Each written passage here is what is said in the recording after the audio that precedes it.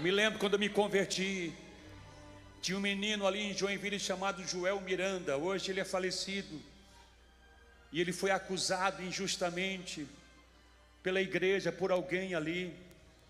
E o líder colocou ele 5 anos de banco, irmãos.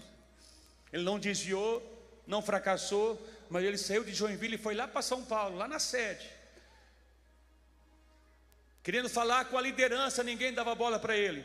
Ele arrumou um cantinho lá naquela igreja, dormia ali como se fosse um mendigo, e toda noite ele orava dia e noite.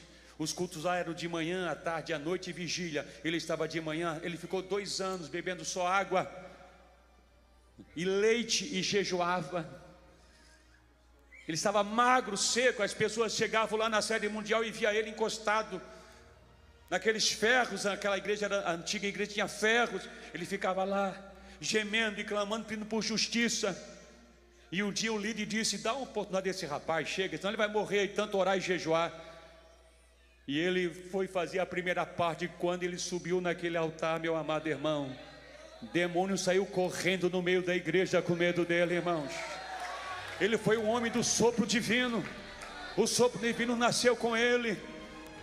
Mandaram ele para a África. Quando ele desceu do avião, tinha um paralítico ali. Ele mandou o paralítico andar. Ele saiu levantando e houve um avivamento no aeroporto.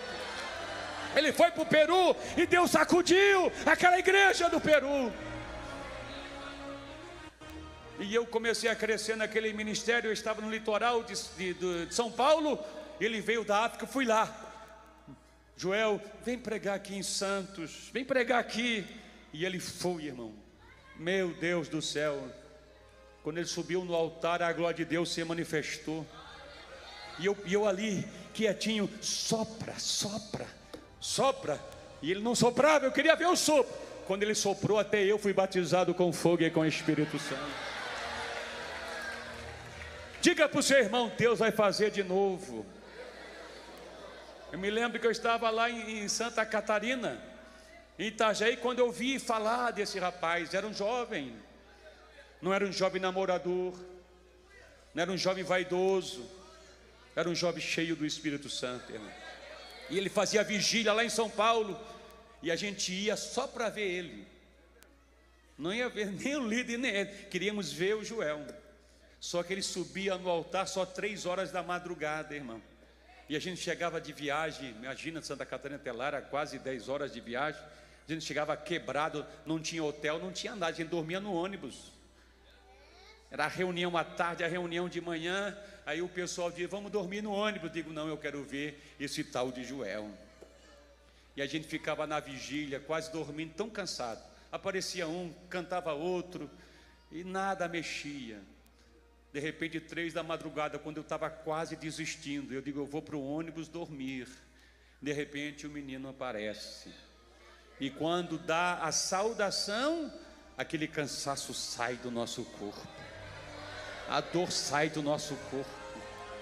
Ele já entra soprando. Quando ele sopra, eu vi um barulho assim, eu pensei: alguma coisa aconteceu nessa igreja. Gente correndo para tudo quanto é lado. O que está acontecendo depois desse sopro? Era demônio saindo correndo, queriam ir embora da igreja. Não aguentava a presença de Deus na vida dele, irmão. Os demônios gritavam. Eu vi as obreiras na porta para segurar os demônios. E parece que havia uma briga dentro daquela igreja. Aí ele gritou: solta tudo, que os demônios vão ficar de joelho, e eles vão vir de joelho até aqui no altar. E os bichos não ficavam vindo até no altar, uns assim amarrados, outros de joelho. Teve um que passou assim, irmão, e olhou para mim, eu morri de medo. Vou te matar. E foi até lá, irmão, aquela multidão de gente endemoniada em cima do altar. Ele deu um sopro e todo mundo caiu, liberto para a glória de Deus, irmão. Será que Deus mudou?